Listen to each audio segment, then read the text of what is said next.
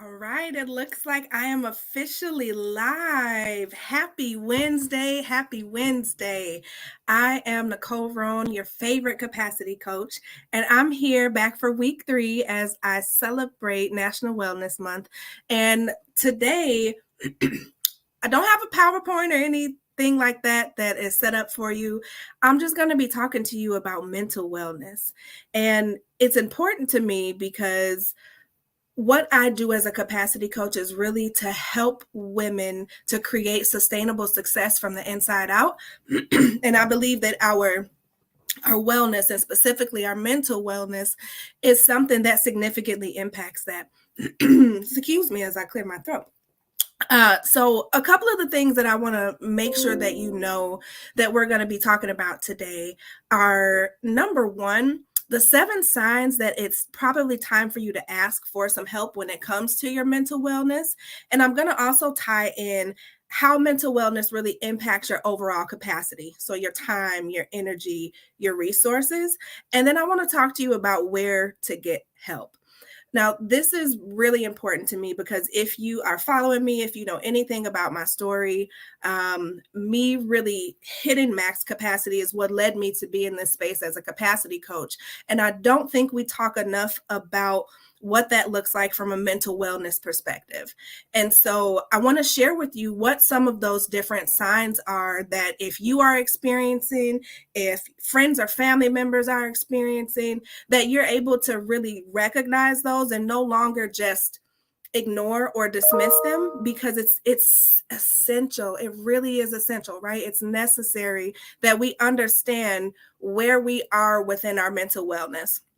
So I'm going to jump right in. The first one that I want to share with you that I know I recognized for myself while I was still working in corporate was not being able to really carry out daily activities. So if you notice that you make to-do lists, that you are organized, but no matter how hard you try, you're not really able to carry out those daily activities, right? Your brain is always wondering, you're thinking about what's going on at home or what's going on with the family member. You're worried about whether or not, you did what you said you were going to do, whether you overpromised and underdelivered. If you are constantly unable to carry out your daily activities, whether that's at work or at home, that's one of the telltale signs that many of us completely dismiss and ignore, and chalk it up to something else. We chalk it up to being tired. But that's one of the signs that it's probably time for you to get some help in understanding where you are mentally. Number 2 is that you really have a hard time handling daily problems and stress. Like every little thing sets you over the edge. And for me, this was also a telltale sign. I was having trouble not just focusing at work, but even it took every ounce of energy for me just to do the dishes. It took every ounce of energy for me just to make the bed. And I couldn't deal with the smallest issues. And I talk about this, in the podcast and across different platforms that I'm on, that I remember one day coming in from work and I saw one dish in the sink. One, you hear me? One single dish. And I lost my cookies. And my whole family looked at me like I had 2 heads. But it was because I had so much stress going on, both personally and professionally. I wasn't dealing with it. I wasn't acknowledging it. I was just running through. I was continuing to just power through. So it would come out in these bursts. And if you experience things like this, where you're just unable to handle daily problems or stress, that's a huge sign. That's a huge, huge sign that it's probably time for you to ask for help. Number 3, and I've talked about this a little bit, it's our inability to really concentrate or focus. Now, remember, I said that, I love to-do lists, and I've also started to incorporate to-don't list thanks to Miss Tiffany. But no matter how hard I tried to focus, I would block time on my calendar. I would have my to-do list digitally and physically. I could not get those things done. And it was so hard to focus. And I kept thinking, what is wrong with me? Like, I know that I can do this, but I couldn't. And it's because mentally I was exhausted from overthinking. Emotionally, I was exhausted from things that I was not telling anybody about because I wanted to continue to look good on paper, at work, with my friends and family members. But it was taking up my mental capacity, all of my energy. And so I would spend so much more time thinking about all the things that were not going well or that I wanted to fix or what I was frustrated about, that it impacted my ability to show up and be effective and be productive, both personally and professionally. The fifth one I want to talk about is our inability to really sleep and our eating patterns. Now, this was something that many of us, or that I wrote off, and I noticed that a lot of the people that I work with, we write off, right? How many of you are running around saying it's team no sleep, right? I'm a grind, I sleep when I'm dead, those sort of things. Hopefully, since week one, when we talked about, how essential rest is, you are no longer doing that. But for me, I wore that as a badge of honor, right? I was running around getting minimal sleep. I was trying to manage my weight, so I wasn't really eating, all of those different things. And so when you notice that you are not getting as much sleep, that you are not eating the way that you used to, 9 times out of 10, it's because you are stressed, you're burnt out, you're overwhelmed, and that's one of the first things that we dismiss. And so I want us to touch and agree today that if that's something that you're experiencing, you're going to get the help that you need, because there are resources, and that's not something that you want to take lightly. When I mentioned in the first week around rest, how important it is for you to sleep so that you do have the mental clarity, so that you can focus, you do have the energy. This is not one of those areas that you just want to dismiss. So I want us to really take stock and bring awareness to: how are we sleeping? How are we eating? Am I able to handle and manage daily problems that come up? Am I, sent over the edge by small little issues? Am I not able to carry out daily activities? Is it hard for me to get up and brush my teeth? Is it hard for me, to walk my son to the bus stop? Those sorts of things. Those are all telltale signs.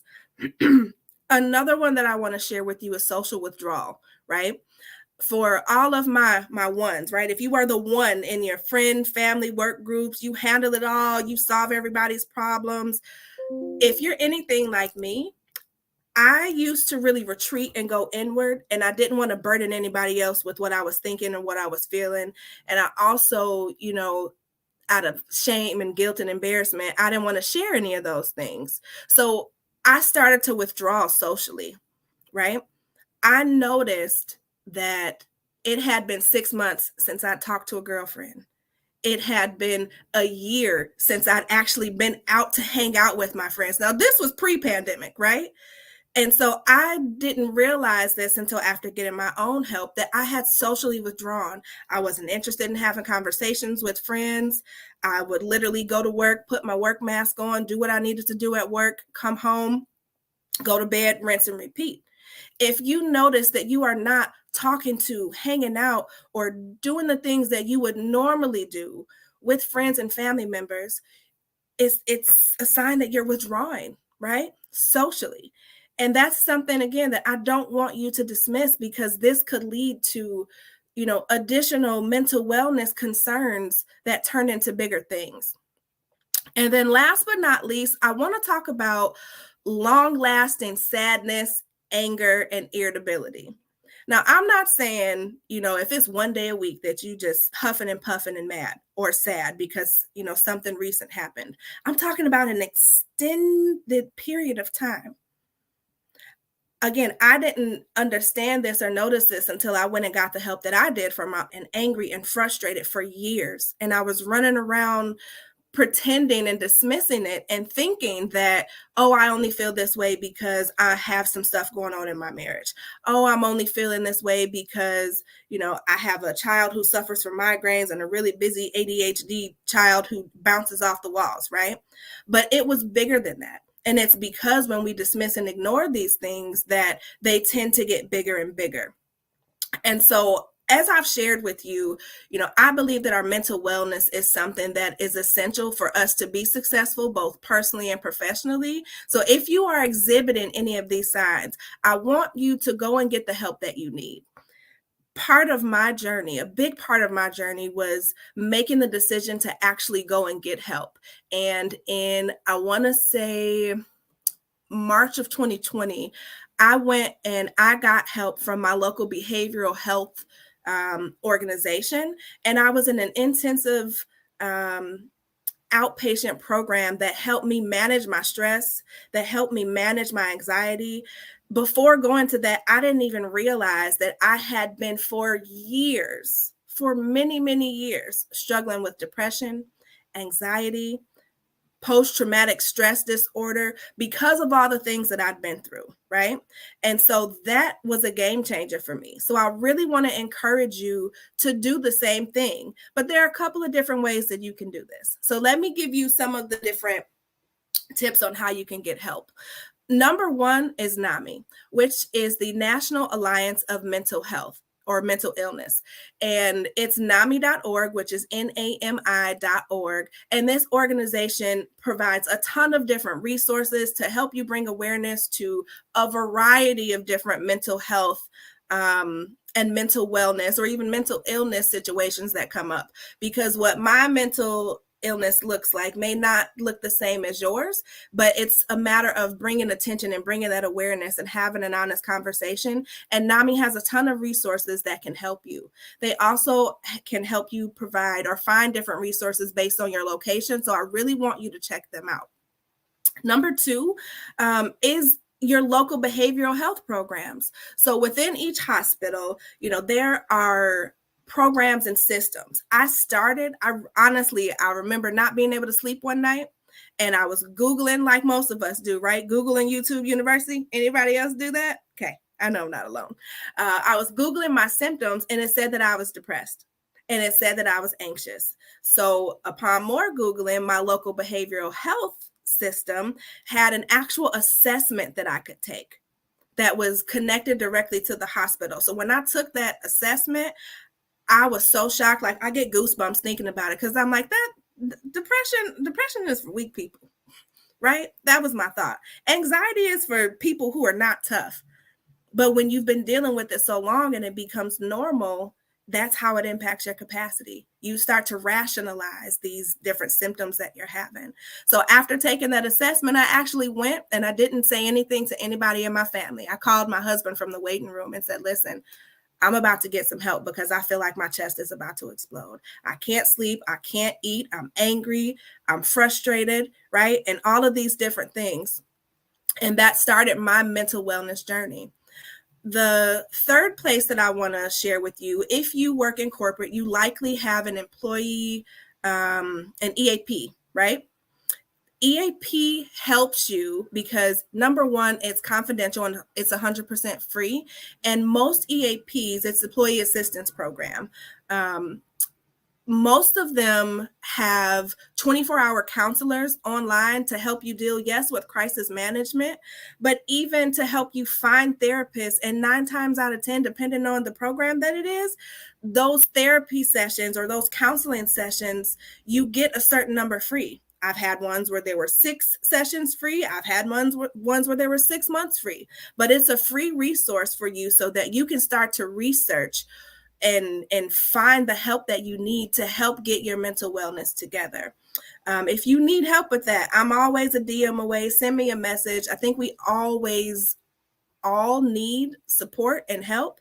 And because I want to help in the effort of erasing the stigma or reducing the stigma around getting help for mental health, especially as a woman, wearing all of those multiple hats, juggling those competing priorities, it's tough. And we do it and we make it look like it's flawless. But at the end of the day, it takes a toll on our mental wellness. It takes a toll on our capacity. And last but not least, I would say ask friends and family for referrals, because I know when I started to research, I would ask people, hey, do you know about a good therapist, right?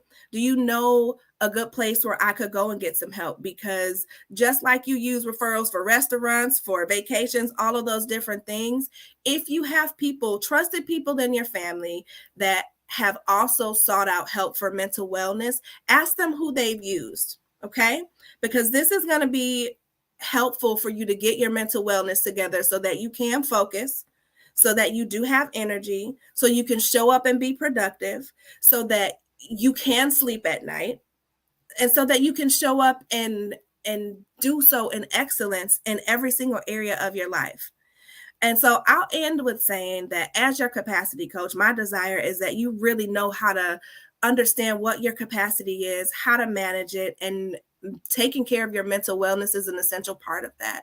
So I invite you to reach out to me if you need help finding resources, if this is something that you want to talk about, and partner with someone who can help you to get where you need to be and manage your mental wellness.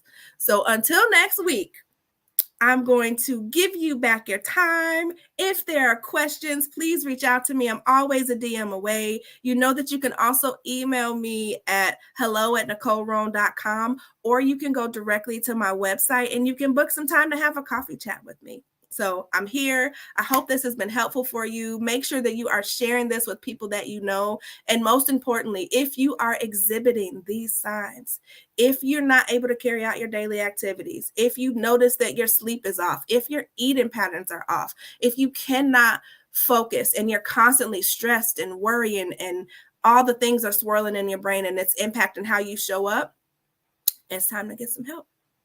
Talk to you soon.